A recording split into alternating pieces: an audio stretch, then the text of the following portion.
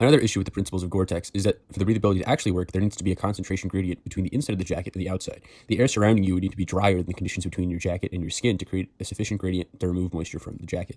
These principles do not work at all at lower temperatures. The absolute humidity of the atmosphere is much lower, which also limits the rate of vaporization.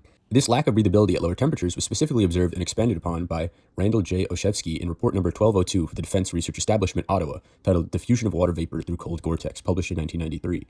The report covers an experiment where the diffusion of water vapor through Gore-Tex 2 is measured at different temperatures below freezing. This was done by measuring the total resistance to water vapor diffusion of Gore-Tex 2 experimentally at various temperatures and then using Fick's law to calculate resistivity at tested temperatures. Total resistance was then divided by resistivity to find the diffusion path. I know that may sound complicated, so I'll run you through the process. I'm going to begin with this schematic of the experiment that the researchers built, which they call the cell. So basically they took this Tupperware and they cut a hole in the lid and put ice in the Tupperware and then flipped the Tupperware upside down on top of this Petri dish. And then the samples that would be tested would either be here against the ice or here against a desiccant.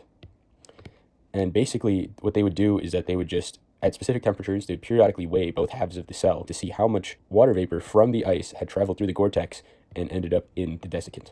This would allow them to determine mass flow within the system and to see sort of the rate of diffusion through Gore-Tex at specific low temperatures below freezing. The first calculation they did was use the collected mass flow data to find the total resistance via equation 1, which is R, total resistivity, is equal to area in units of meters squared multiplied by the difference between the vapor pressure of ice minus the vapor pressure of the desiccant, both in units of pascals. The vapor pressure of the desiccant was assumed to be 0, all divided by the mass flow in units of kilograms per second. This is equation 1. After total resistance is calculated, the resistivity was then calculated, and this paper includes a cute little derivation from Fick's law that I'm not entirely sure how legitimate it is, but I'll walk you through it anyways. So they start off with this form of Fick's law that I'm unfamiliar with personally, where phi, the flux of water vapor, which is equal to negative the diffusivity of water vapor in air in units of meters squared per second, times mass in kilograms, divided by the universal gas constant, multiplied by temperature in Kelvin, times dp dy. This is equation 2. The diffusivity term is expanded on in equation 3 as 2.5 times 10 to the minus 5 multiplied by temperature divided by 293 to the power of 1.81. The equation 4 that they provided is basically just an integration of equation 2. So what they do, I presume, is they take phi and multiply it by dy, and then they keep dm over rt the same. They integrate dp.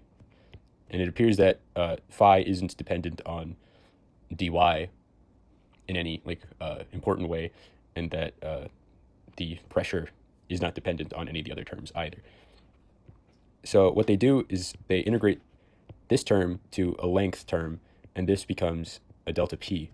So the final equation 4 is minus delta p over length times RT over dm. So the resistivity term is glossed over as rho equal to RT over dm. So I looked this up, and the closest thing I could find is, I'm just going to put on screen this image of, that describes Ohm's law for the flux of electrons. So, but the thing is, again, if you make flux into the water flux that we had before, and then you put in resistivity as it says, and then you change the potential difference into the pressure difference, you end up with, basically equation number 4. Well, plus the negative. Now, once you have total resistance R, and you have resistivity rho, you can divide the two in order to get the length of diffusion path, which is also referred to as the water vapor diffusion resistance, with these insane units of millimeters of equivalent standard air, or mmESSA. And this is like the main metric they use in all their plots. So this is figure 4 from the report, and as you can see, as the temperature decreases, the resistance non-linearly also decreases, which means as it gets colder, Gore-Tex is less capable of being breathable, which is kind of the whole point of using it. So, for this reason, as well as issues at high humidity, I don't think the performance aspect of Gore-Tex is actually that good and is very overstated.